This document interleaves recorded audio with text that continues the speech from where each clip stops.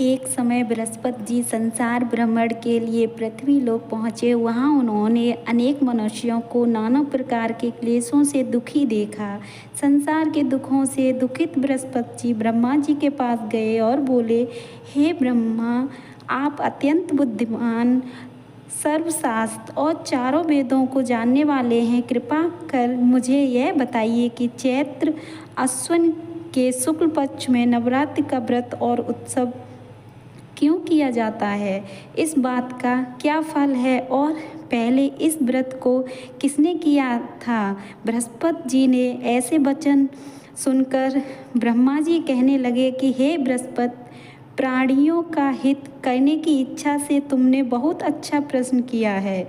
यह नवरात्रि व्रत संपूर्ण कामनाओं को पूर्ण करने वाला है। इनके करने से पुत्र चाहने वाले पुत्र को पुत्र मिलते हैं, धन चाहने वालों को धन, विद्या चाहने वालों को विद्या और सुख चाहने वालों को सुख मिलता है। रोगी मनुष्य का रोग दूर हो जाता है। कारागार में बंद हुआ मनुष्य बंधन से छूट जाता है। मनुष्य की तमाम आपत्तियां दूर हो जाती हैं और घर में संपूर्ण सुख संपद आकार उपस्थित हो जाती है। काक बंध्या को भी इस व्रत के प्रभाव से पुत्र उत्पन्न होता है। जो प्राणी इस अल्प मनुष्य की देह पाकर भी नवरात्र का व्रत नहीं करता है, वह माता पिता से हीन हो जाता है, अर्थात उसके माता पिता मर जाते हैं, उसके शरीर में कुष्ठ हो जाता है, अंगहीन हो जाता है, उसके संतानोप्रत नहीं होता।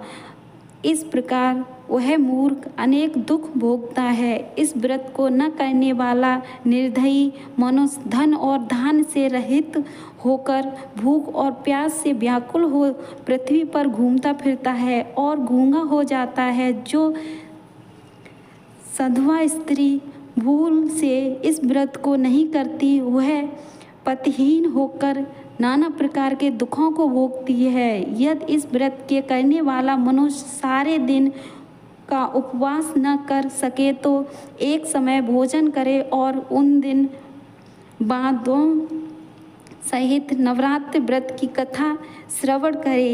हे बृहस्पति देव, जिसने पहले इस महाव्रत को किया उसका पवित्र इतिहास मैं तुम्हें सुनाता हूँ।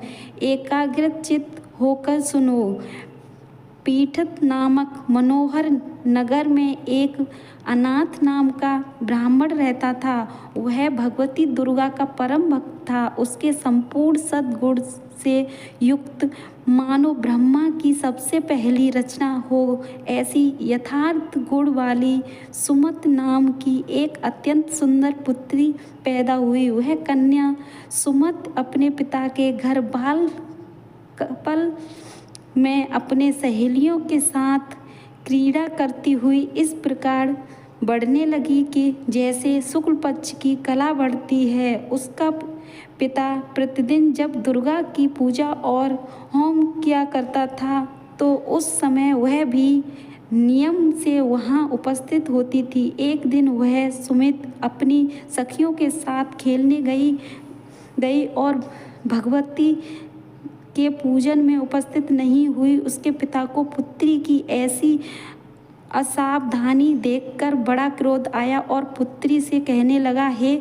दुष्ट पुत्री, आज प्रभात से तूने भगवती का पूजन नहीं किया, अतः तेरा विवाह मैं किसी कुष्ठी और दरिद्री के साथ करूँगा। इस प्रकार पिता का दुष्ट वचन सुनकर सुमत को बड़ा दुख हुआ तो वह पिता से कहने लगी, हे पिता, मैं आपकी कन्या हूँ, मैं हर तरह से आपके अधीन हूँ, अतः ऐसी आपकी इच्छा हो वहाँ मेरा विवाह कर सकते हो, पर होगा वही जो मेरे भाग्य में लिखा है। अपनी कन्या के ऐसे निर्भयतापूर्ण वचन सुनकर ब्राह्मण को और अधिक क्रोध आया। तब उसने अपनी कन्या का विवाह एक कुष्ठी के साथ कर दिया और अत्यंत क्रोध होकर पुत्री से कहने लगा, जाओ जाओ, जल्दी जाओ और अपने कर्म का फल भोगो। देखो भाग्य के भरोसे रहकर क्या करती हो। इस प्रकार से कहे हुए पिता के कुष्ठ वचनों को सुनकर सुमति मन में विचार करने लगी कि अहो मेरा बड़ा दुर्भाग्य है जो मुझे ऐसा पति मिला। इस तरह अपने दुख का विचार करती हुई सुमति अपने पति के साथ वन में चली गई और भय से युक्त उस स्थान पर उन्होंने रात बड़े कष्ट से व्यतीत की। उस गरीब बालिका की ऐसी दशा देखकर भगवती उसके पूर्व पुण्य के प्रभाव को प्रकट होकर सुमित से कहने लगी कि हे ब्राह्मणी, मैं तुम पर प्रसन्न हुई। तुम जो चाहो सो वरदान मांग सकती हो। इस प्रकार भगवती दुर्गा का वचन सुनकर ब्राह्मणी कहने लगी कि आप कौन हैं जो मुझ पर प्रसन्न हुई हैं? यह सब मुझसे कहो और अपनी कृपा दृष्टि से मुझ दीन दुखी को कृतार्थ करो। ऐसा ब्राह्मणी का वचन सुनकर देवी कहने लगी कि मैं आदि शक्ति हूँ और मैं ही ब्रह्म विद्या और सरस्वती हूँ। मैं प्रसन्न होने पर प्राणियों का दुख दूर कर उसको सुख प्रदान करती हूँ। हे ब्राह्मणी, मैं तुझ पर तेरे पूर्व जन्म के पुण्य से प्रताप से प्रसन्न हुई। अब मैं तुझे तुम्हारे पूर्व जन्म का वृत्तांत सुनाती हूँ, ध्यान से सुनना। तू पूर्व जन्म में निषाद भील की स्त्री थी और अति पतिव्रता थी। एक दिन तेरे पति निषाद ने चोरी करने के जुर्म में तुम दोनों को सिपाहियों ने पकड़ लिया और ले जाकर जेल में कैद कर दिया। उन लोगों ने तुमको और तेरे पति को भोजन भी नहीं दिया था। इस प्रकार नवरात्रि के दिनों में तुमने न तो कुछ खाया और न जल पिया। इस प्रकार 9 दिन का नवरात्र का व्रत पूर्ण हो गया। ये ब्राह्मणी, उन दिनों में जो व्रत हुआ उस व्रत के प्रभाव से प्रसन्न होकर मैं तुझे मनवांछित वर दे रही हूँ। अतः तुम्हारी जो इच्छा हो सो मांग लो। इस प्रकार दुर्गा के कहे हुए वचन सुनकर ब्राह्मणी बोली, अगर आप मुझ पर प्रसन्न हैं तो मैं आपसे यह बस मांगती हूँ कि मेरे पति का कोढ़ दूर हो जाए। यह सुनकर देवी कहने लगी कि हे पुत्री, उन दिनों में जो तुमने व्रत किया था उस व्रत के एक दिन का पुण्य अपने पति के कोढ़ दूर करने के लिए अर्पण करो। उसके प्रभाव से तुम्हारा पति कोढ़ से रहित और सोने के समान शरीर वाला हो जाएगा। इस प्रकार देवी के वचन सुनकर वह ब्राह्मणी बहुत प्रसन्न हुई और पति को निरोग करने की इच्छा से ठीक है ऐसा बोली। तब उसके पति का शरीर भगवती दुर्गा की कृपा से कुष्ठहीन होकर अति क्रांति युक्त हो गया।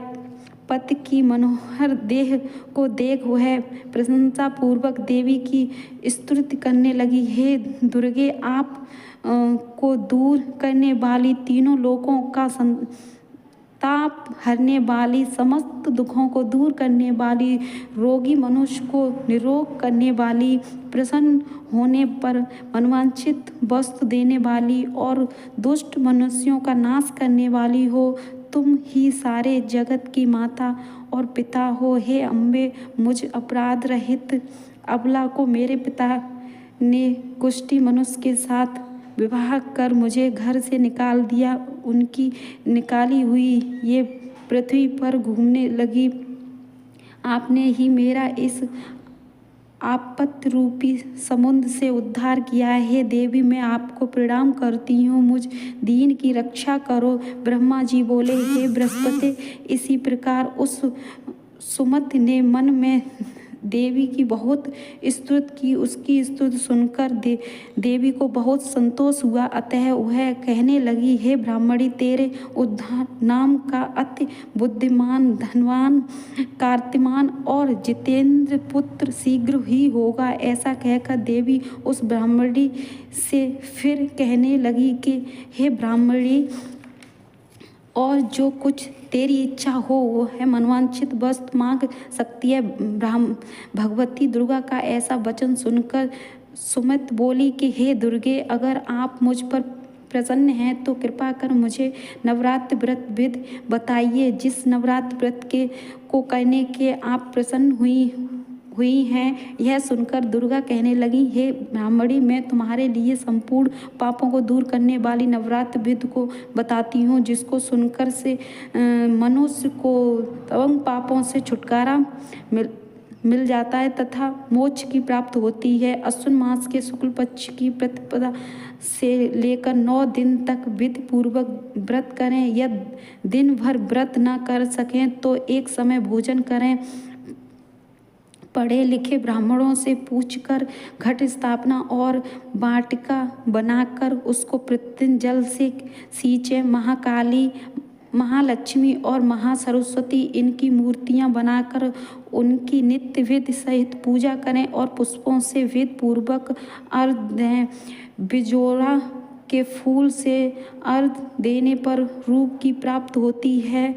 जायफल से कृत दाग से कार्य की सिद्ध होती है। आंवले से सुख और केले से भूषण की प्राप्त होती है। इस प्रकार फलों की अर्घ्य देकर यथा विधि हवन करें। खंड, घी, गेहूँ, शहद, जौ, तिल, बेलपत्र, नारियल, दाख और कंदव, इससे हवन करें। गेहूँ से होम करने से लक्ष्मी की प्राप्त होती है। खीर भी चढ़ाएं और पुष्पों से धन, पत्तों से तेज और सुख की प्राप्त होती है। आंवले से कीर्त, केले से पुत्र प्राप्ति होती है। कमल से रास सम्मान, दालों से सुख और संपत्ति की प्राप्ति होती है। खांड, घी, नारियल, शहद, जौ और तिल, इनसे तथा फलों से होम करने से मनवांछित वस्तु की प्राप्त होती है। व्रत करने वाला मनुष्य इस विधान से होम कर आचार्य को अत्यंत नम्रता के साथ प्रणाम करे और यह यज्ञ सिद्ध के लिए उसे दक्षिणा दे। इस ब्रह्मव्रत को पहले बताई हुई विधि के अनुसार जो कोई करता है उसके सब मनोरथ सिद्ध हो जाते हैं। इस नवरात्र के व्रत करने से ही अश्वमेध यज्ञ का फल मिलता है। हे ब्राह्मणी, इस संपूर्ण कामनाओं को पूर्ण करने वाले उत्तम व्रत की तीर्थ, मंदिर अथवा घर में ही विधि के अनुसार करें। ब्रह्मा जी बोले, हे बृहस्पति, इस प्रकार ब्राह्मणी को व्रत की विधि और फल बताकर देवी